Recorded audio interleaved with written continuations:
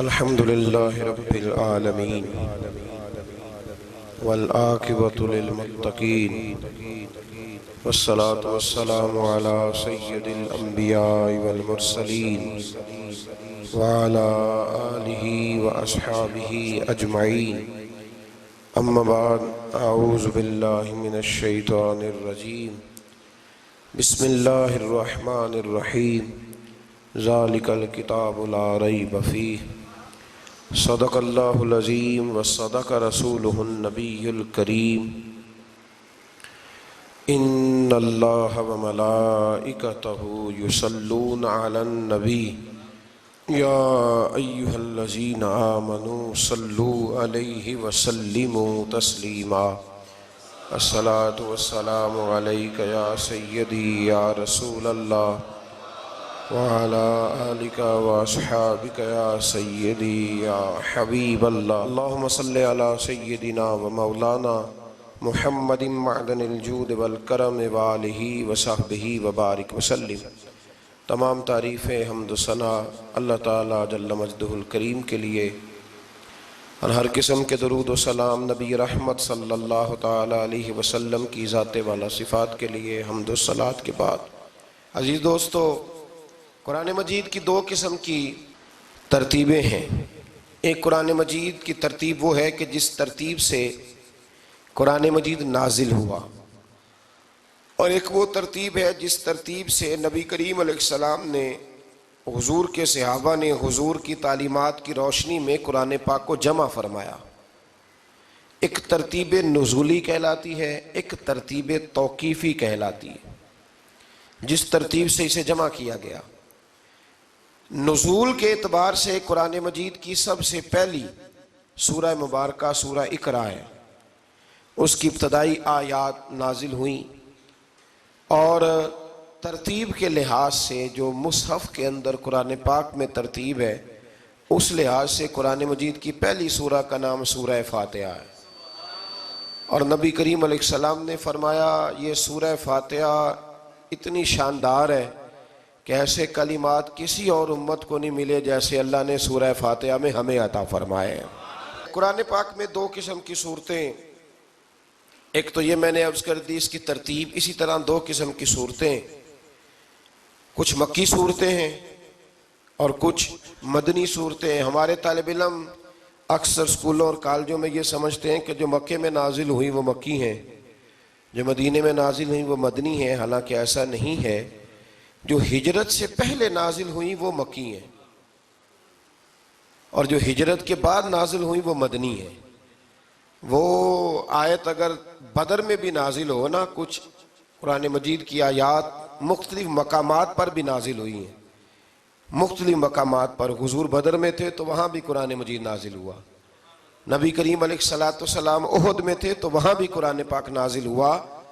تو ترتیب یہ کی جائے گی کہ جو صورتیں ہجرت سے پہلے نازل ہوئیں وہ مکی ہیں، اور جو ہجرت کے بعد نازل ہوئیں وہ مدنی ہیں۔ سورہ فاتحہ کا آغاز اور قرآن مجید کی ہر سورت کا آغاز سوائے سورہ توبہ کے بسم اللہ شریف سے ہوتا ہے، اور نبی کریم علیہ السلام نے اتنا زور دیا کہ حضور فرمانے لگے دروازہ بند کرنے سے پہلے بھی بسم اللہ شریف پڑھا کرو، اور برتن ڈھانپنے سے پہلے بھی بسم اللہ شریف پڑھا کرو۔ نبی پاک علیہ السلام نے ہر جائز اور مستحسن کام سے قبل بسم اللہ شریف پڑھنے کا حکم دیا۔ بسم اللہ کے مفاہیم کیا ہیں؟ فرمایا بسم اللہ الرحمن الرحیم، اللہ کے نام سے شروع جو بڑا ہی مہربان نہایت رحم کرنے والا ہے۔ باقی ترجمہ کرنے والوں نے کہا کہ شروع اللہ کے نام سے، تو اعلیٰ حضرت فرمانے لگے کہ پھر تو شروع سے ہو گیا، پھر تو شروع سے ہو گیا، تو حضور پھر کیا ترجمہ کریں؟ فرمانے لگے یہ ترجمہ نہ کرو کہ شروع اللہ کے نام سے، بلکہ ترجمہ یہ کرو کہ اللہ کے نام سے شروع۔ یہ دیکھیں نا، سوچ ہے نا بزرگوں کی، اللہ کے نام سے، تاکہ واقعی اللہ کے نام سے شروع ہو۔ پھر ارشاد فرمایا الحمدللہ رب العالمین، تمام تعریفیں اللہ کے لیے جو تمام جہانوں کو پالنے والا ہے۔ جب انسان کو تھوڑا سا ترجمہ آتا ہو نا، اس کی تھوڑی توجہ ہو، اسے نماز پڑھنے کا بھی بڑا ہی مزہ آتا ہے۔ نبی کریم علیہ السلام فرماتے ہیں، رب فرماتا ہے یہ سورہ فاتحہ میرے اور میرے بندے کے درمیان آدھی آدھی ہے، آدھی میری ہے آدھی میرے بندے کی ہے۔ جب وہ کہتا ہے نا مالک یوم الدین، تو یہاں تک وہ میری تعریف کرتا ہے، ایاک نعبد و ایاک نستعین تک پہنچتا ہے تو اب میرا اور اس کا آدھا آدھا کام شروع ہو جاتا ہے۔ پھر آگے میرا بندہ جب مجھ سے دعا مانگتا ہے تو یہ اس کے الفاظ ہیں جو میں اپنے فضل سے قبول فرمایا کرتا ہوں۔ تو ارشاد فرمایا تمام تعریفیں اللہ کے لیے جو تمام جہانوں کا پالنے والا ہے، الرحمن الرحیم، بڑا ہی مہربان ہے نہایت۔ یہ رحمان مبالغے کا صیغہ ہے، یعنی اتنا رحم کرنے والا کہ جتنا کوئی اور رحم نہ کر سکے، اس لیے اللہ ہی رحمان ہو سکتا ہے، بندہ کوئی رحمان نہیں ہو سکتا۔ بندے کو رحیم کہا جا سکتا ہے، نبی پاک رحیم ہے لیکن رحمان نہیں ہے، اس لیے کسی بھی انسان کا نام رحمان نہیں ہو سکتا۔ کسی دکان پر بعض اوقات لوگ نام رکھ لیتے ہیں رحمان بک ڈپو، تو یہ درست نہیں ہے۔ بندے کا نام رحمان نہیں ہو سکتا، عبد الرحمان، اس لیے کہ یہ لفظ رحمان خدا کے علاوہ کسی اور کے لیے بولنا درست نہیں ہے۔ پھر ارشاد فرمایا مالک یوم الدین، اللہ مالک ہے قیامت کے دن کا۔ تو یا اللہ آج کے دن کا مالک بھی تو ہی ہے، آج جو یکم رمضان مبارک ہے تو اس دن کا مالک بھی اللہ ہی ہے۔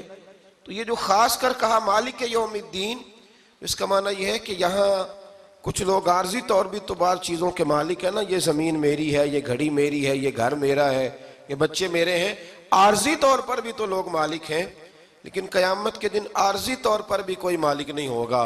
قیامت میں ساری بادشاہی فقط میرے اللہ کی ہوگی۔ بلکہ رب کریم فرمائے گا کہاں ہیں وہ لوگ جو دنیا میں بادشاہ بنا کرتے تھے، کدھر ہے؟ بڑے بڑے کج کلا جو کہتے تھے کہ ہم اٹھتے ہیں تو لوگ اٹھتے ہیں، بیٹھتے ہیں تو دنیا بیٹھ جاتی، وہ کہاں ہے؟ جب کوئی نہیں بولے گا تو رب فرمائے گا للہ الواحد القہار، آج ایک رب واحد اور قہار کی حکمرانی ہے۔ پھر ارشاد فرمایا ایاک نعبد و ایاک نستعین، بے شک ہم تیری ہی عبادت کرتے ہیں اور تجھی سے مدد چاہتے ہیں۔ عبادت بھی اللہ کی ہے اور مدد بھی، یہ جو بندوں کے ذریعے بعض اوقات مدد ہوتی ہے تو یہ مدد بھی اللہ کی ہے، یہ مدد بھی اللہ کی ہے۔ یہ کسی بندے نے مائک بنایا ہے جس کی مدد سے آپ تک آواز جا رہی ہے، تو اس کو عقل کس نے دی تھی بنانے کی؟ تو پھر مدد کس کی ہوئی؟ اللہ کی۔ تو دنیا میں کوئی بھی جو مدد کرتا ہے وہ اللہ کے ولی کریں، نبی کرے، پیغمبر کریں، تو وہ مدد کس کی ہے؟ اللہ کی، اس لیے کہ وہ ذاتی طور پر کچھ بھی نہیں کر سکتے، اگر اللہ انہیں توفیق نہ دے وہ کسی کی مدد نہیں کر سکتے۔ تو ایاک نعبد و ایاک نستعین، ہم تیری ہی عبادت کرتے ہیں، تجھی سے مدد چاہتے ہیں۔ اہدنا الصراط المستقیم، اے اللہ ہمیں سیدھا راستہ دکھا۔ کون سا راستہ سیدھا ہے؟ کون سا راستہ سیدھا ہے؟ تو اللہ نے خود ہی فرمایا ایسے ہی نہ بھٹک جانا، راستہ سیدھا وہ ہے صراط الذین انعمت علیہم، ان لوگوں کا راستہ سیدھا ہے جن پر اللہ نے انعام فرمایا ہے۔ اور وہ کون ہے؟ قرآن مجید نے خود فرمایا انعم اللہ علیہم من النبیین والصدیقین والشہداء والصالحین، وہ نبی ہیں، صدیق ہیں، شہید ہیں اور نیک لوگ ہیں۔ فرمایا اپنی مرضی کے راستے پہ چلو گے تو بھٹک جاؤ گے، رب کی بارگاہ میں سوال کرنا کہ وہ تمہیں نبیوں کے، صدیقوں کے، شہیدوں کے اور نیک لوگوں کے راستے پہ چلائے۔ غیر المغضوب علیہم ولا الضالین، نہ ان لوگوں کے راستے پہ چلا جن پر تیرا غضب ہوا، اور نہ ان کے راستے پہ چلا جن پر تو ناراض ہوا، جنہیں تو نے گمراہ کیا، ان لوگوں کے راستے پہ نہ چلا، بلکہ ان لوگوں کے راستے پہ چلا جن پر تیرا انعام ہوا۔ یہ جو لوگ ہیں نا مغضوب علیہم ولا الضالین، ایک گروہ یہودیوں کا ہے اور ایک عیسائیوں کا ہے۔ کہا جا رہا ہے یا اللہ نہ یہودیوں کے راستے پہ چلا اور نہ عیسائیوں کے راستے پہ چلا، ہمیں تو ابو بکر صدیق کے راستے پہ چلا، ہمیں تو عمر فاروق کے راستے پہ چلا، عثمان غنی، مولا علی اور جناب ابو ہریرہ کے راستے پہ چلا۔ اب یہ سورہ فاتحہ کا تو میں نے مکمل ترجمہ عرض کیا۔ سورہ بقرہ یہ قرآن مجید کی سب سے بڑی سورہ ہے۔ ایک حدیث اس کی فضیلت پہ سن لے، نبی کریم علیہ السلام نے فرمایا جس گھر میں سورۃ بقرہ پڑھی جائے نا، فرمایا جن کیا وہاں سے تو شیطان بھی بھاگ جاتا ہے۔ سورہ بقرہ گھروں میں پڑھیں، یہ سب سے بڑا تعویذ ہے۔ اگر گھر میں جنات ہوں، کوئی آسیب ہوں، اور یہ وہ والا تعویذ ہے جو مدینے والے رسول نے عطا فرمایا ہے۔ یہ سب سے بڑی سورہ ہے۔ مفسرین فرماتے ہیں اگر کوئی استدلال کی قوت رکھتا ہو تو ایک 100 چیز کا اللہ نے حکم دیا ہے، بلکہ امام اعظم فرماتے ہیں 100 تھوڑی ہے، میری نظر سے پڑھو تو 1000 چیزوں کا حکم دیا ہے، 1000 سے منع کیا ہے، اور 1000 قسم کی نصیحتیں اللہ کریم نے سورہ بقرہ کے اندر فرمائی ہیں۔ اس سورہ مبارکہ کا جو پہلا رکوع ہے نا، اس میں جو سب سے پہلی آیت ہے وہ ہے الف لام میم۔ ان کو کہتے ہیں حروف مقطعات۔ پہلا لفظ ہی جب کوئی قرآن مجید کا پڑھتا ہے نا، بہت بڑا عالم فاضل، بہت بڑا محدث، تو اسے یہ کہنا پڑتا ہے کہ میں نہیں جانتا، اللہ جانتا ہے یا اللہ کا رسول جانتا ہے۔ الف لام میم کا معنی ہم نہیں جانتے، اللہ جانے یا اللہ کا رسول جانے، یا جس کو وہ دونوں بتا دیں وہ جانتا ہے، ورنہ یہ اللہ اور اس کے رسول کا راز ہے۔ یہ آگے ارشاد فرمایا ذالک الکتاب لا ریب فیہ، یہ وہ عظیم کتاب ہے جس میں شک کی کوئی گنجائش نہیں ہے۔ ھدی للمتقین، یہ ہدایت ہے پرہیزگاروں کے لیے۔ سوال یہ ہوتا تھا کہ یا اللہ جو متقی پرہیزگار ہیں وہ تو پہلے ہی ہدایت پہ ہیں، تو قرآن بھی اگر انہیں ہدایت دے گا تو پھر جو گناہگار ہیں ان کی ہدایت کہاں ہے؟ تو اس آیہ مقدسہ کا معنی مفسرین نے یہ بیان فرمایا ہے کہ مطلب اس کا یہ ہے کہ قرآن ہدایت دیتا سب کو ہے، لیکن اس سے ہدایت حاصل متقی لوگ کرتے ہیں۔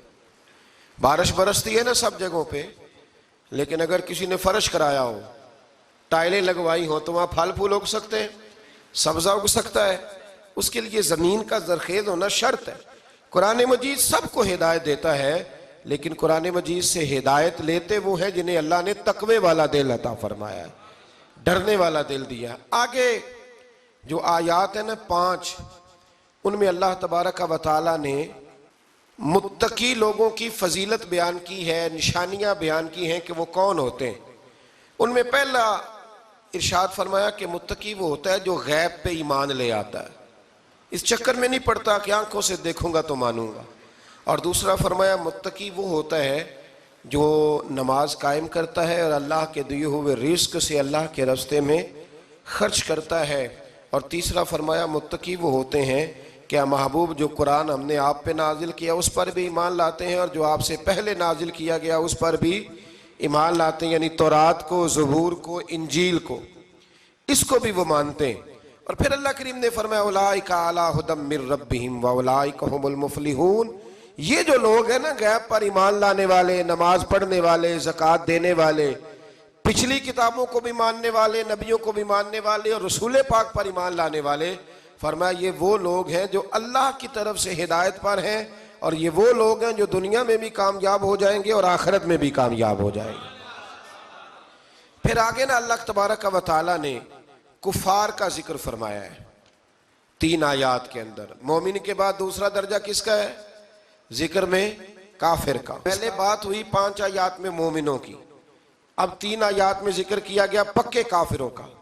مومن وہ ہوتا ہے زبان سے بھی اللہ اور اس کے رسول کو مانے، ان کی لائی ہوئی چیزوں کو مانے اور دل سے بھی تسلیم کرے، اور کافر وہ ہوتا ہے کہ جو نہ زبان سے مانتا ہے اور نہ ہی دل سے تسلیم کرتا ہے۔ پھر اللہ تبارک و تعالیٰ نے 13 آیات کے اندر، 3 آیتوں میں کافروں کا ذکر کیا اور 13 آیات کے اندر پھر منافقین کا ذکر فرمایا ہے۔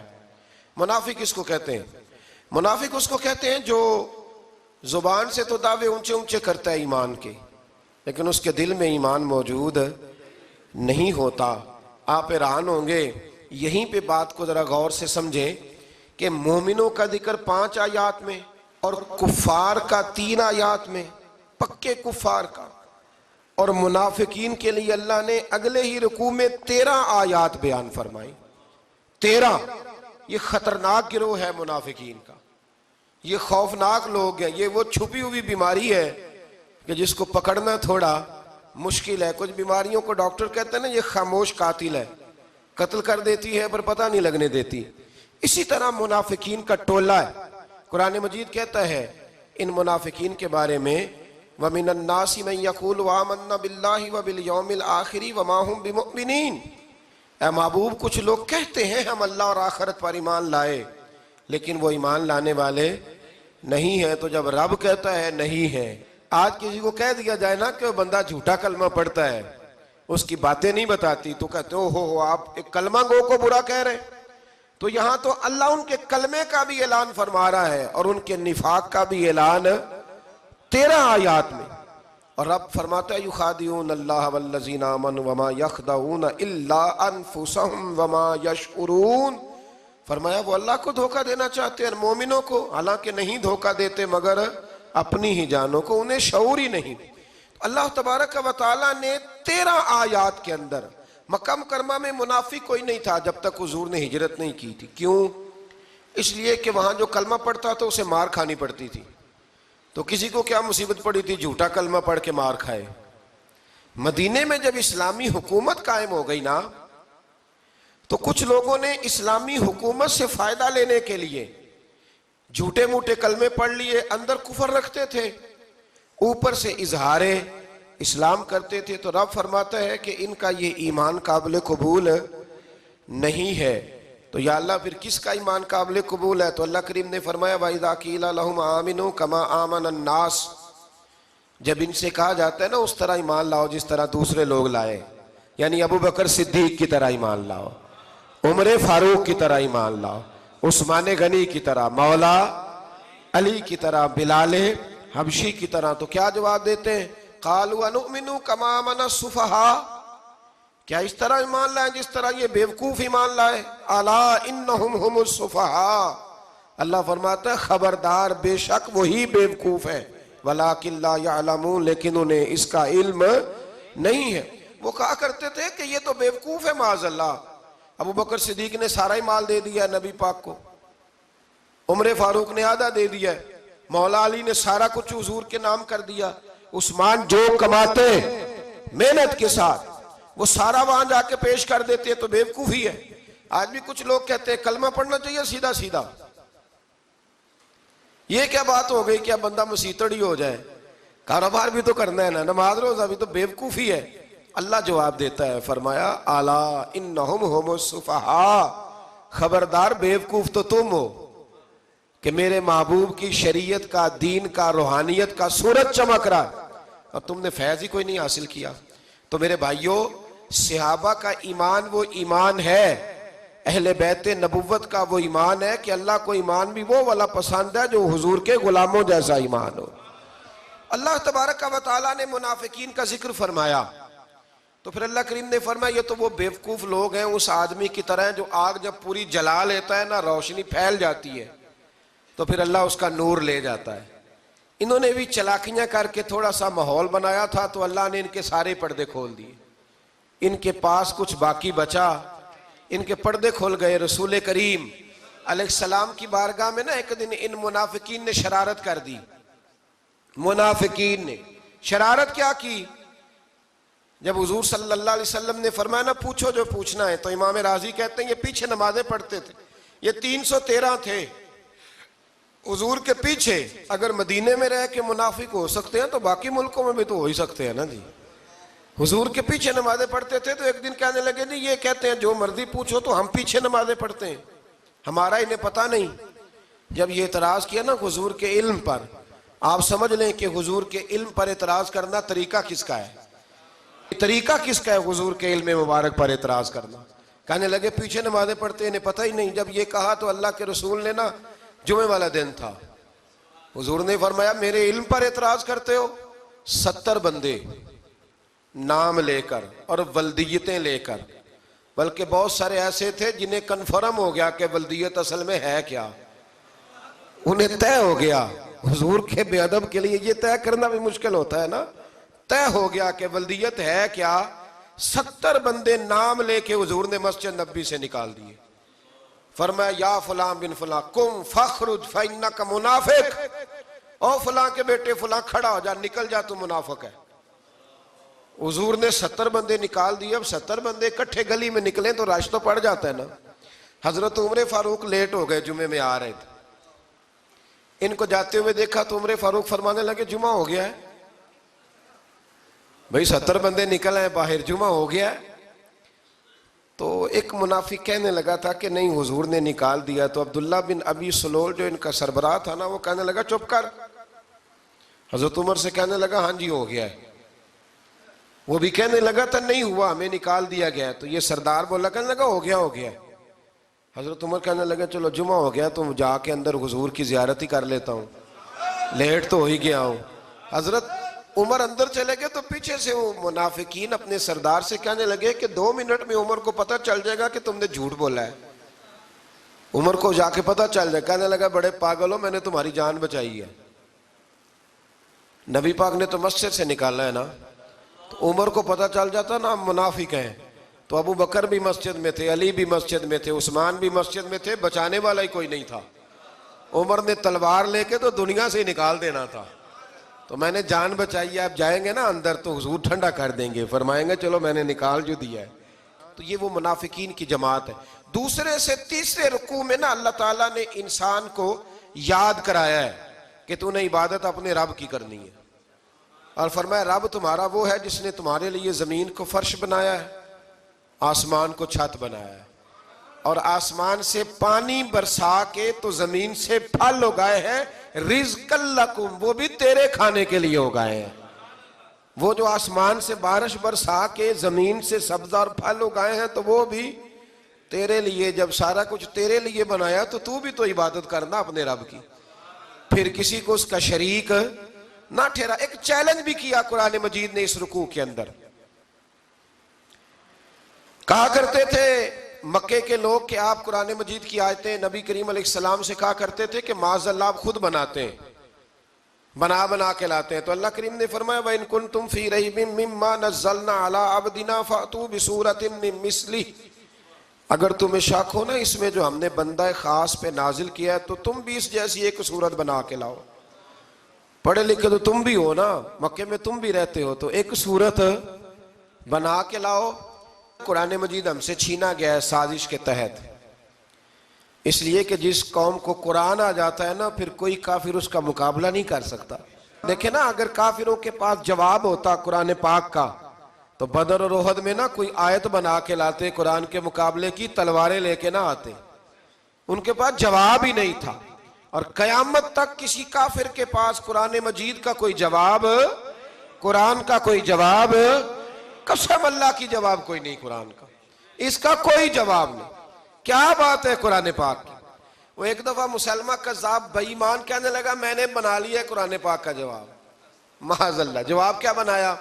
وہ سورت ہے نا القاریۃ ما القاریہ وما ادراک ما القاریہ، کھڑکھڑانے والی کیا ہے، کھڑکھڑانے والی تمہیں کیا پتا کیا ہے کھڑکھڑی، قیامت کا ذکر ہے۔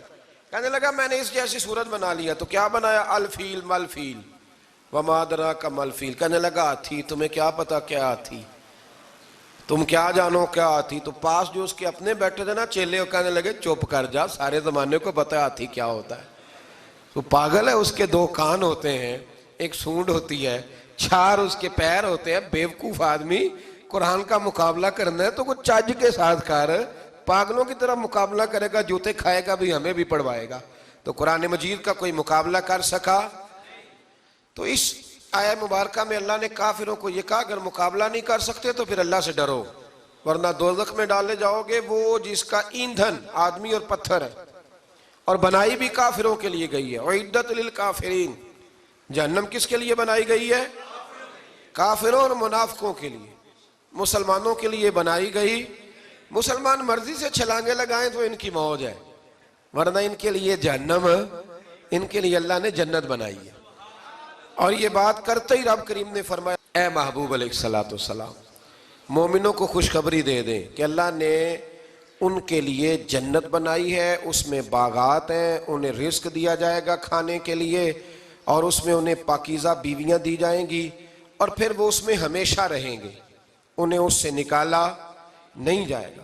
آگے جو آیات کریمہ ہے نا اس کے اندر اللہ تبارک و تعالیٰ نے فرمایا ہے کہ اللہ حیا نہیں کرتا سمجھانے کے لیے، مچھر کی مثال بھی دینی پڑے۔ فرمایا قرآن سے کچھ لوگ ہدایت حاصل کرتے ہیں اور کچھ گمراہ ہو جاتے ہیں۔ جب لوگ اپنی مرضی کی تشریحات چاہتے ہیں تو گمراہ ہوتے ہیں، اور جب قرآن کو رسول اللہ صلی اللہ علیہ وسلم اور امت مسلمہ کی تشریحات کی روشنی میں سمجھتے ہیں تو پھر اللہ ہدایت عطا فرماتا ہے۔ پھر اللہ تبارک و تعالیٰ نے آگے ارشاد فرمایا حضرت آدم کی پیدائش کا واقعہ۔ کچھ مفسرین نے لکھا اللہ نے مشورہ کیا تھا فرشتوں سے، وَإِذْ قَالَ رَبُّكَ لِلْمَلَائِكَةِ إِنِّي جَاعِلٌ فِي الْأَرْضِ خَلِيفَةً لیکن کچھ مفسرین کہتے ہیں کہ اللہ کو ضرورت نہیں فرشتوں سے مشورہ کرنے کی. اللہ نے فرشتوں سے مشورہ نہیں کیا، بلکہ رب نے انہیں آگاہ فرمایا تھا کہ میں لگا ہوں زمین پہ اپنا نائب بنانے، میں خلافت دینے لگا ہوں زمین پہ. اب یہ تو دینے والی کی مرضی ہے نا اس نے کس کو دینی ہے، یہ تو دینے والے کی مرضی ہے نا اس نے. تو کچھ لوگ کہتے ہیں کہ دینے والے سے زیادہ ہمیں پتہ ہے. تو فرشتوں کو بھی یہ اجتہادی خطا ہو گئی، کہنے لگے یا اللہ اسے نہ بنانا، یہ فساد کرے گا، یہ خون ریزیاں کرے گا. تو اللہ نے فرمایا جو میں جانتا ہوں وہ تم. اللہ اکبر. امام راضی فرماتے جب رمضان آتا ہے تو اللہ فرشتوں سے کہتا ہے ذرا یہ کھول کے دروازے دیکھو نا یہ زمین پہ کیا کر رہے ہیں. تم تو کہتے تھے فساد کریں گے اور یہ سارے تراویحاں پڑھ رہے ہیں. تم تو گویا کہتے تھے فساد کریں گے اور یہ تو دیکھو گویا رمضان کے روزے رکھ رہے ہیں، یہ تو میری یاد میں نکلے ہوئے ہیں. تم کچھ کہتے تھے اور دیکھو میں نے تمہیں کہا تھا نا جو میں جانتا ہوں وہ تم. اللہ نے پھر حضرت آدم علیہ السلام کو تمام زمانے کے علوم عطا کیے، علم سکھا لیا. تو فرشتوں سے کہا تم بھی ان چیزوں کے نام بتاؤ، تو وہ بتا سکے نہیں. اللہ نے فرمایا اب اس طرح کرو آدم کو سجدہ کرو. سب نے سجدہ کیا سوائے. وہ کہنے لگا یا اللہ صرف تجھے ہی کرنا ہے. کرنا بھی صرف اللہ کو چاہیے، پر رب کے آگے بھی جھکنا چاہیے، اور جس کے سامنے رب جھکائے نا وہاں بھی. اور یہ جو عاجزی ہے نا، یہ جو جھکنا ہے، یہ علم کے آگے ہے. ہماری مصیبت یہ ہے کہ ہم علم کے آگے بھی گردن جھکانے کو تیار نہیں ہوتے، وہاں بھی ہم خود عالم فاضل بن جاتے. تو فرمایا کہ سب سے کہا سجدہ کرو، سب نے سجدہ کیا سوائے ابلیس کے. تو پھر ہوا کیا وَكَانَ مِنَ الْكَافِرِينَ، وہ کافروں میں سے ہو گیا. پھر اللہ نے حضرت آدم کو اور جناب حوا کو نا مقام دے دیا جنت میں رہنے کے لیے، اور کہا سارا کچھ کھانا، درخت کے قریب نہ جانا.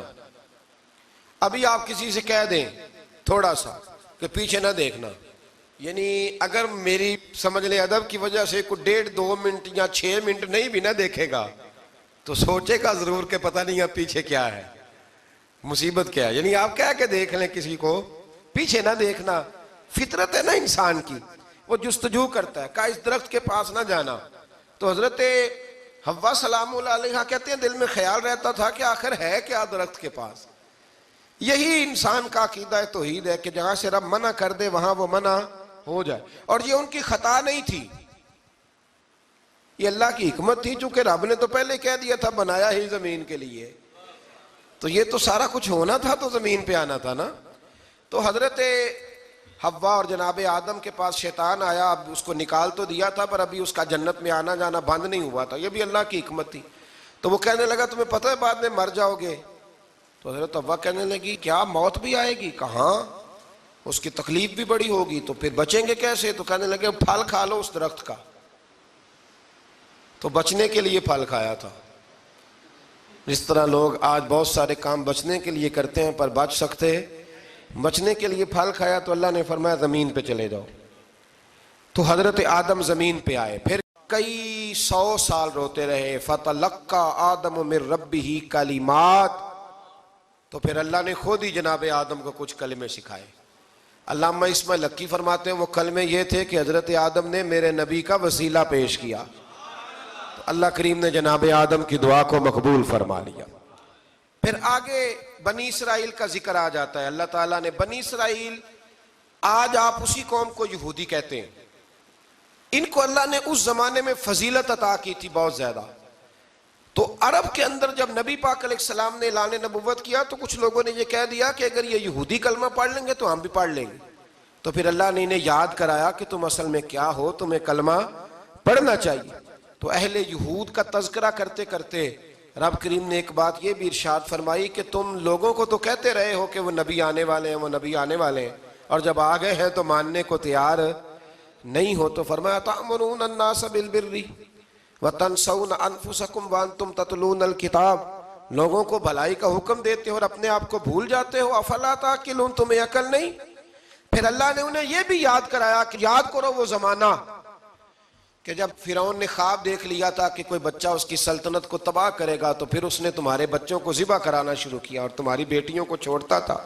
فرمایا یہ بھی تو تم نے دیکھا، میں نے تمہیں پھر تم سے کہا جہاد کرو قوم عمالقہ کے خلاف، تو مقام طیہ میں جا کے یہ لوگ کہنے لگے ہم سے جہاد نہیں ہوتا. اللہ نے انہیں ایک میدان میں قید کر دیا. بڑی دلچسپ بات. قید تو لوگ ہوتے ہیں نا چار دیواری میں, تو اللہ نے بنی اسرائیل والوں کو جب انہوں نے کہا ہم جہاد نہیں کریں گے تو اللہ نے میدان میں قید کر دیا. میدان میں. یہ یاد رکھیں, جب انسان اللہ کی نافرمانی کرتا ہے تو اسے ایسی قید ملتی ہے جس کا اس نے تصور بھی نہیں کیا ہوتا. ایک میدان ہے مقام طیہ, قید ہو گئے. سارا دن سفر کرتے تھے, سارا دن. تو رات کو تھک کے سوتے تھے, صبح اٹھتے تھے نا جب, تو وہیں ہوتے تھے جہاں کل صبح چلے تھے. تو رب جب کسی کو قیدی بناتا ہے تو اسے زنجیروں کی, سلاخوں کی ضرورت.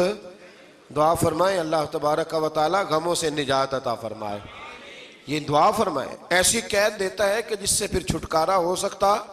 تو بنی اسرائیل کا بہت زیادہ تذکرہ اس پارے میں اللہ تبارک و تعالی نے پھر بیان کیا, اور پھر کہا کہ انہیں جو حکم دیا جاتا تھا یہ اس کی سرتابی کرتے تھے. پھر اللہ نے ان پر ذلت نازل کر دی اور یہ ہمیشہ اس کا شکار رہے. قوم سبت کا ذکر فرمایا اللہ نے. ہفتے والے دن کچھ لوگ نافرمانی کرتے تھے. ہمارے بھی ہیلے بہانے ہیں نا آج کل کاروبار میں. تو اسی سپارے کی آیت نمبر 65 کے اندر اللہ تعالیٰ نے حضرت داؤد کی قوم کا ذکر کیا کہ اللہ نے انہیں حکم دیا تھا کہ ہفتے والے دن مچھلیاں نہیں پکڑنی. تو وہ کہتے تھے چلو ہاتھ لگا کے نہیں پکڑنی, ہاتھ لگا کے. وہ ہمارے لوگ ہیلے بہانے تلاش کر لیتے ہیں نا. وہ بڑے جناب انشورنس والا آ گیا, اب وہ بینک والا آ گیا, وہ فلانے صاحب آ گئے, وہ تروڑ مروڑ کے کہانیاں باتیں, اور پھر ہمیں بھی رستے مل جاتے ہیں بچنے کے. مفتی صاحب نے کہہ دیا تھا, ایک مولانا سے میں نے ان کو کہا ہفتے والے دن مچھلیاں نہیں پکڑنی. کہا نہیں پکڑتے, چھوٹے چھوٹے حوض بنا لیے. تو مچھلیاں زیادہ آتی تھی اس دن, یہ بھی اللہ کی قدرت تھی. نماز کے وقت گاہک زیادہ آتے ہیں, یہ اس کی قدرت ہوتی ہے. تو وہ مچھلیاں حوض میں جمع ہو جاتی ہیں. یوں سمجھ لیں کہ جال انہوں نے لگا لیے ہوئے تھے, تو جال میں وہ پھنستی رہتی تھیں, حوضوں میں آتی رہتی تھیں. ہفتے کو نہیں پکڑتے تھے, اتوار کو پکڑ لیتے تھے. تو پھر اللہ نے انہیں سزا دی. فرمایا تماشے کرتے ہو اللہ کے حکم کے ساتھ. کیا سزا دی؟ فَقُلْنَا لَهُمْ كُونُوا قِرَادَةً خَاسِئِينَ. فرمایا بندر بن جاؤ دھتکارے ہوئے. جو رزق حرام طریقے سے کماتے تھے رب انہیں بندر بنا دیتا تھا. ابھی بھی میں نے دیکھے ہیں بڑے بڑے تاجر پاگلوں جیسی زندگی گزار رہے ہیں. نفسیاتی طور پہ سکون نہیں ہے, کروڑوں روپیہ پڑا ہے. کیوں؟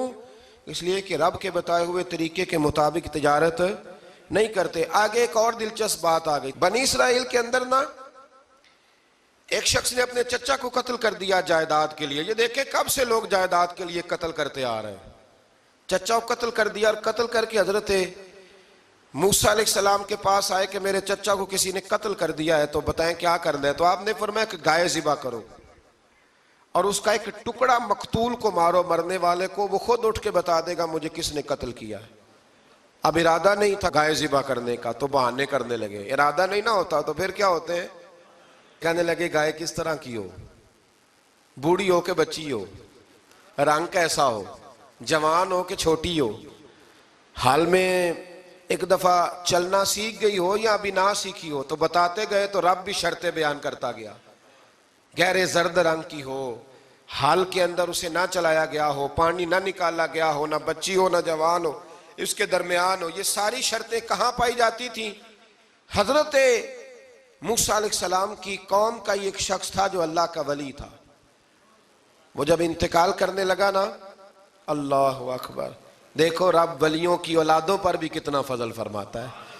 وہ جب انتقال کرنے لگا تو ایک اس کے پاس چھوٹی سی بچیا تھی, گائے کی بچی. اس نے جنگل میں چھوڑ دی. کہنے لگا یا اللہ میں تیرے نام پہ چھوڑتا ہوں, میرا بچہ جوان ہو جائے تو اسے دے دینا, اور تو سرمایہ ہی کوئی نہیں. بچہ بڑا ہوا تو بچہ بھی بڑا نیک تھا, اپنی ماں کا بڑا فرما بردار تھا. اس کی ماں نے کہا بیٹا تیرے باپ نے ایک گائے چھوڑی تھی. تو بچہ جنگل میں گیا اور جا کے کہنے لگا اے اللہ میری گائے مجھ سے ملا دے. تو رب کریم نے وہ گائے واپس کر دی. وہ گائے گھر لے آیا. اب وہ کہنے لگا اماں بیچ دوں, تو اماں کہنے لگی بیٹا میرے پوچھے بغیر نہ بیچنا. کئی دفعہ گاہک لگے پر اس نے کہا جب تک میری اماں نہ کہے گی میں بیچوں گا. ادھر بنی اسرائیل والے شرطیں جتنی گائے کے بارے میں پوچھ چکے تھے وہ ساری اسی گائے میں پائی جاتی تھی. تو یہ ڈھونڈتے ڈھونڈتے وہاں پہنچ گئے. تو کہنے لگے گائے چاہیے، تو اس نے کہا بھی تمہاری مرضی سے نہیں، قیمت میری مرضی کی۔ ایک مفسر نے تو یہاں تک لکھا ہے کہ اس نے کہا گائے ذبح کر کے نا، تو جتنا گائے کے اندر گوشت ہوگا نا اتنا ہی کھال کے اندر تم مجھے مال بھر کے دو گے، اتنے ہی سکے بھر کے دو گے، اتنی اشرفیاں بھر کے دو گے تو پھر تمہیں گائے دوں گا۔ تو پھر یہ گائے انہیں ملی اور یہ گائے لے کر کے آئے۔ زیادہ سوالات نہ کرتے تو زیادہ الجھتے نہ۔ ہم بھی دین کے معاملے میں بڑے سوال جواب کرتے ہیں، اتنا سوال کریں جتنی اس کی ضرورت ہے۔ ان لوگوں نے سوالات زیادہ کیے تو پھر الجھ زیادہ گئے۔ تو میرے بھائی اس کا ذکر بھی اللہ تبارک و تعالیٰ نے پہلے پارے کے اندر بیان فرمایا۔ پھر اللہ کریم نے فرمایا کہ کچھ ایسے لوگ بھی ہیں یہودیوں میں سے جن کا دعویٰ ہو گیا ہے کہ ہم اللہ کے بڑے پیارے ہیں۔ فرمایا یہ صرف ان کے منہ کی باتیں ہیں، یہ تو قیامت میں پتہ چلے گا نا کہ اللہ کا پیار کس کے ساتھ زیادہ ہے۔ اور پھر یہ بھی یہودیوں نے دعویٰ کیا ہے، اسی پارے میں اللہ فرماتے ہیں کہ ان کا دعویٰ ہے کہ ہم اللہ کے بڑے پیارے ہیں، جنت میں ہم ہی جائیں گے۔ تو اللہ فرماتے ہیں پھر مرنے کی دعا تو کرو، جنت میں تو مر کے جانا ہے نا۔ لیکن رب فرماتے ہیں یہ کبھی مرنے کی دعا نہیں کریں گے، اس لیے کہ انہیں پتہ ہے کہ ہم نے آخرت کے لیے کیا بھیجا۔ لیکن جی پہلا حکم آ گیا یا ایھا الذین آمنوا کہہ کے، پہلی آیت قرآن پاک کی پہلے سپارے میں پہلی آیت جس میں اللہ نے کہا یا ایھا الذین آمنوا، تو پہلا حکم آمنوا کہہ کے آیت نمبر 104 میں جو اللہ نے حکم دیا ہے نا وہ نبی پاک کی تعظیم کا حکم ہے۔ پہلا حکم ہی اللہ نے حضور کی عزت اور ناموس کا ارشاد فرمایا۔ پہلا اس ترتیب کے لحاظ سے وہ ہوا یہ کہ جب نبی پاک کو بات ارشاد کرتے تو صحابہ کرام اٹھ کے عرض کرتے رائینا یا رسول اللہ، حضور سمجھ نہیں آئی ذرا رعایت کر دیں۔ تو یہودیوں کی عبرانی زبان کے اندر نہ ذرا کھینچ کے پڑھتے تھے رائینا، تو اس کا معنی بنتا تھا معاذ اللہ اے ہمارے چرواہے، بکریاں چرانے والے کو بھی وہ رائینا کہتے تھے۔ تو جب صحابہ یہ کہنے لگے تو اللہ نے منع ہی کر دیا، فرمایا میرے محبوب کے غلاموں اس لفظ کے پیچھے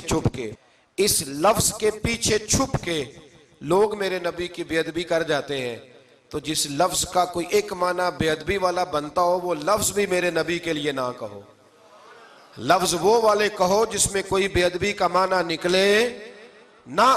یہاں لوگوں نے بڑے بڑے لفظ نہیں بول دیے، پھر کہتے میرا مطلب یہ تھا، میرا مطلب وہ تھا، تو تو نے وہ لفظ بولا کیوں جس کا کوئی غلط مطلب بھی نکل سکتا تھا۔ اللہ نے فرمایا یا ایھا الذین آمنوا لا تقولوا رائینا، اے ایمان والو رائینا کہو ہی نہ۔ تو یا اللہ کیا کہیں؟ فرمایا وقولوا انظرنا، تم کہو یا رسول اللہ ایک نظر فرمائیے۔ انداز دیکھیے، انظرنا ایک نظر۔ تو ہمارے بزرگ تو پہلے ہی بڑے پیار والوں نے کہہ دیا یا رسول اللہ انظر حالنا۔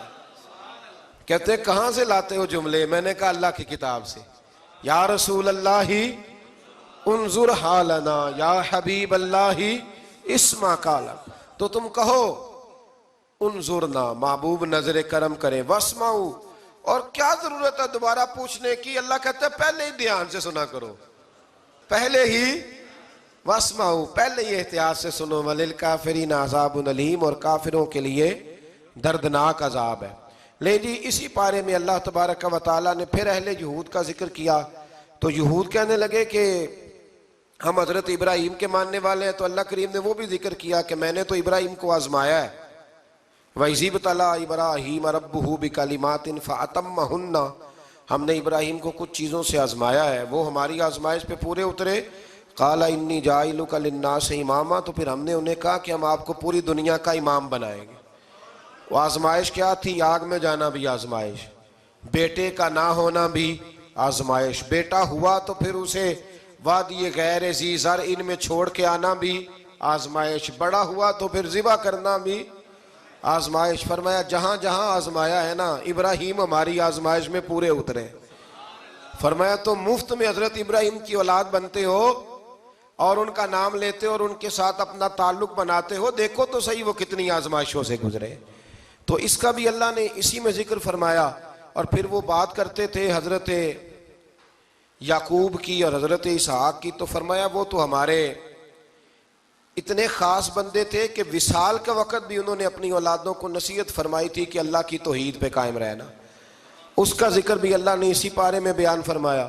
اور جو حضرت ابراہیم اور جناب اسماعیل نے کعبہ تعمیر کیا تو اس کا ذکر بھی اللہ تعالیٰ نے اسی پارے میں فرمایا جب وہ کعبہ بنا رہے تھے تو کہہ رہے تھے ربنا تقبل منا، کہہ رہے تھے اے اللہ بنا ہم نے دیا ہے پر مہربانی فرما ہم سے قبول فرما لے۔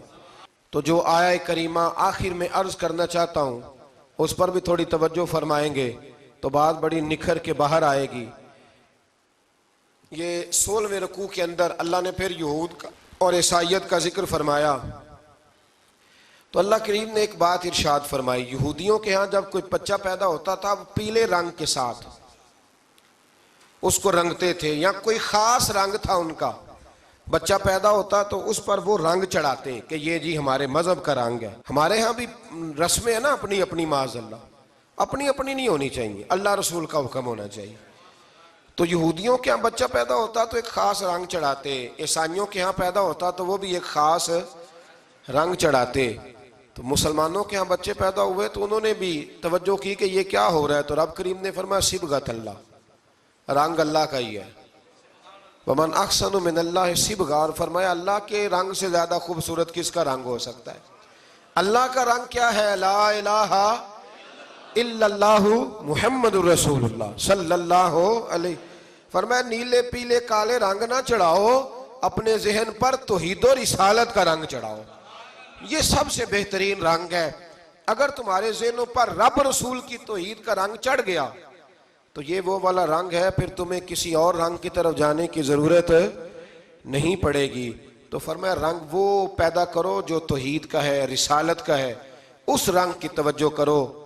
قرآن مجید کے اس پارے میں اللہ کریم نے مختلف باتیں بیان کر کے آخری رکوع میں یہ جو رنگ کا ذکر فرمایا نا، تو یہ لگتا ہے پورے پارے کا خلاصہ ہے کہ رب کریم نے فرمایا اصل بات یہ ہے کہ تمہاری سوچوں پہ رب رسول کی توحید و رسالت کا رنگ ہونا چاہیے۔ ہر وقت بچہ پیدا ہو، کوئی دنیا سے جائے تو رنگ کس کا ہونا چاہیے؟ اللہ رسول کے دین کا۔